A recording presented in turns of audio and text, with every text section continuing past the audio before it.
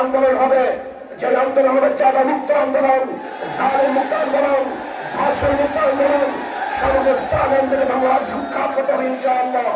2024 পর্যন্ত যারা শাসক ছিল, যেই দলগুলি শাসন করেছে, মানুষের বৈষম্য দূর করতে পারে নাই, মানুষকে শান্তি দিতে পারে নাই, মুক্তি দিতে পারে নাই। আবারও বৈষম্য দূর করার জন্য আপনারা জানেন 2024 জুলাই আগস্টের আন্দোলনে মানুষ আবারও জীবন দিয়েছে, রক্ত দিয়েছে। মানুষ, হাজারো মানুষ বন্ধুত্বতা গ্রহণ করেছে, অন্ধ হয়েছে, বিকলাঙ্গ হয়েছে। ভেবেছিলাম এবার বৈষম্য দূর হবে, চাঁদা মুক্ত দেশ পাবো, মানুষ শান্তিতে বসবাস করতে পারবে। আমরা কি দেখলাম? 2024 জুলাই আগস্টের আন্দোলনের পরে আবারও খুন, খারাপি, ধর্ষণ, অবিচার, চাঁদাবাজি, জুলুম, অত্যাচার।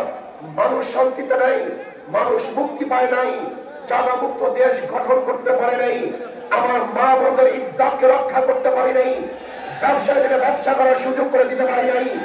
আজও বাংলাদেশের হাজারো গরিব না খেয়ে ভুকে ধরে মরছে। আজকে আমাদের বাংলাদেশের মেয়েরা ইজ্জতহানি হচ্ছে। আজকে ব্যবসায়ীরা ব্যবসা করতে পারছে না চাঁদাবাজির কারণে। এই দেশ আমরা চাই নাই, এর জন্য আন্দোলন করি নাই, সংগ্রাম করি নাই। ইনশাআল্লাহ আগামীতে একটা আন্দোলন হবে, যে আন্দোলন হবে চাঁদা মুক্ত আন্দোলন, জালেম মুক্ত আন্দোলন, ধর্ষণ মুক্ত আন্দোলন। সমাজের চালেন থেকে বাংলাদেশ সুখ্যাত হতে হবে ইনশাআল্লাহ।